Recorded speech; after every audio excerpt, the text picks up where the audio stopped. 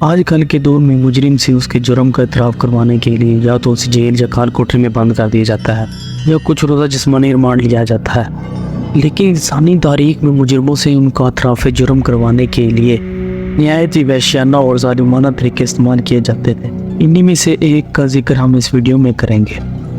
Fact fast T V کے ناظرین خوش آمدید۔ آگے بڑھنے سے پہلے ہمارے چینل کو سبسکرائب کریں۔ یہ بات ہے 16ویں صدی کی، جب یورپ میں میڈیولز کا یعنی قرون وسطیٰ کا زمانہ تھا۔ میڈیولز نے 400 سال تک حکومت کی۔ اس دور میں مجرموں سے ان کے جرم کا اعتراف کروانے کے لیے ٹارچرز کے مختلف طریقے استعمال کیے جاتے تھے، اور مجرموں پر ٹارچر کرنے کے لیے نت نئی ڈیوائسز ایجاد ہوتی تھی۔ ان میں پانی، وینڈ، ریک کے ذریعے اذیت دینے والی ڈیوائسز استعمال کی جاتی تھی۔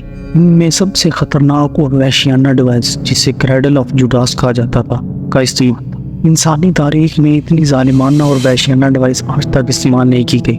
دوستو، یہ ڈیوائس دراصل لکڑی یا میٹل کا بنا ہوا ایک احرام تھا، اسے لکڑی کی سٹول پر فکس کیا ہوا تھا۔ مجرم کو رسیوں کی مدد سے باندھ دیا جاتا تھا۔ یہ رسیاں آگے گیئر میکانزم کے ساتھ جڑی ہوتی تھیں۔ ان رسیوں کو ان گیئر میکانزم کے ذریعے ہی کنٹرول کیا جاتا تھا۔ اس ٹارچر ڈیوائس، جسے کریڈل آف جوڈاس کہا جاتا ہے، کو چلانے کے لیے ایک ٹیم مقرر تھی۔ اس ٹیم کا کام مجرم سے اس کا اعتراف جرم کروانا یا مطلوبہ معلومات حاصل کرنا تھا۔ انہیں اس کام کا معاوضہ بھی دیا جاتا۔ مجرم کو برہنہ کر کے اس کی ٹانگوں اور بازوؤں کو رسیوں کی مدد سے باندھ دیا جاتا تھا۔ ان رسیوں کو آہستہ آہستہ احرام کے نوکدار حصے کی طرف لایا جاتا، یہاں تک کہ احرام کا نوکدار حصہ مجرم کی احنس میں داخل نہ ہو جائے۔ مجرم جب درد کی حالت میں اپنے بازو اور ٹانگوں کو حرکت دیتا تو اسے مزید اذیت کا سامنا کرنا پڑتا۔ بعض اوقات مجرم کے اپنے وزن کی وجہ سے وہ اس کا نیچے کا حصہ پیلوس یعنی شرونی پھٹ جاتی تھی۔ ٹارچر کا یہ ظالمانہ طریقہ اس وقت تک جاری رہتا تھا جب تک مجرم اپنے جرم کا اعتراف نہ کر لے۔ مجرم کے درد کو بڑھانے کے لیے بار بار احرام پر نیچے دھکیل دیا جاتا تھا اور اس کی ٹانگوں پر وزن ڈالا جاتا تھا۔